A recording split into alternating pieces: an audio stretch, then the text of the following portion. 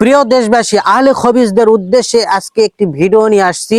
এই ভিডিওটা আহলে খবিসরা দেখলে তাদের প্যান্ট ভিজে যাবে, মানে সুসু করে দিবে প্যান্টের ভিতরে। চলুন আমরা ভিডিওটা দেখে আসি। এমন এমন প্রশ্ন করেছে, এই প্রশ্নের উত্তর তো দেওয়া দূরের কথা, 10-12 যদি জন্ম নেয় এই আহলে খবিসরা, তবুও এই প্রশ্নের উত্তরগুলো দিতে পারবে না। কি এমন প্রশ্ন, চলুন আমরা শুনে আসি।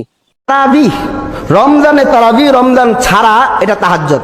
আমরা ওই বন্ধুদের কাছে, ওই আমাদের যে মাওলানা সাহেব এসেছেন তার কাছে আমাদের প্রশ্ন হলো যে এক নামাজ 11 মাস তার নাম তাহাজ্জুদ, 12তম মাসে এসে তার নাম তারাবি। এই বক্তব্য নির্ভর সহি পরিষ্কার শব্দ নির্ভর আমরা একটা হাদিস তার কাছে জানতে যাচ্ছি। 2 নাম্বার, 11 মাস যেই তাহাজ্জুদ নামাজটা শেষ রাত্রে পড়া উত্তম ছিল, সেই নামাজটা 12তম মাস রমজানে এসে ওই রাত্রের শুরু ভাগে পড়ার হুকুমে চলে আসে। এই বক্তব্য নির্ভর একটি সহিহ হাদিস।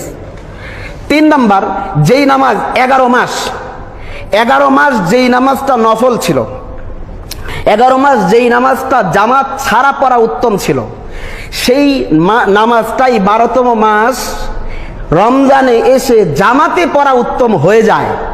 এই বক্তব্য নির্ভর একটি সহিহ হাদিস।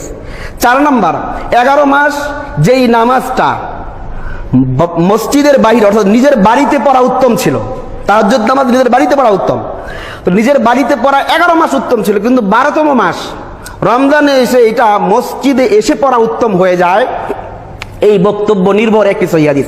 11 মাস যেই নামাজের শেষে জামাতের সাথে বেতের পড়ার বিধান নেই, কিন্তু 12তম মাস রমজানে এসে ওই নামাজের সাথে জামাতের সাথে বেতের পড়ার বিধান সম্বলিত একটি সহি গায়রে মাজরুর রিওয়ায়াত আমরা জানতে যাচ্ছি। তো যাই হোক, আমরা আমাদের কথা শেষ করতে যাচ্ছি, দীর্ঘ কথা হয়ে গেছে।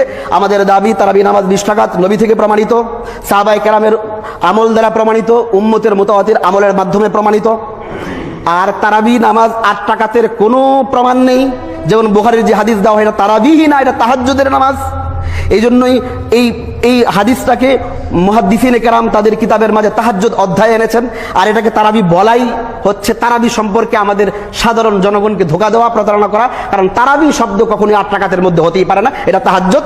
আর আমাদের ওই বন্ধুদের সাথে মূলত তারাবির রাকাত সংখ্যা নিয়ে মতভেদ নয়, বরং তারাবির অস্তিত্ব নিয়ে মতভেদ। আমরা বলি তারাবির অস্তিত্ব আছে, তারা তারাবির অস্তিত্বকে স্বীকার করেন না।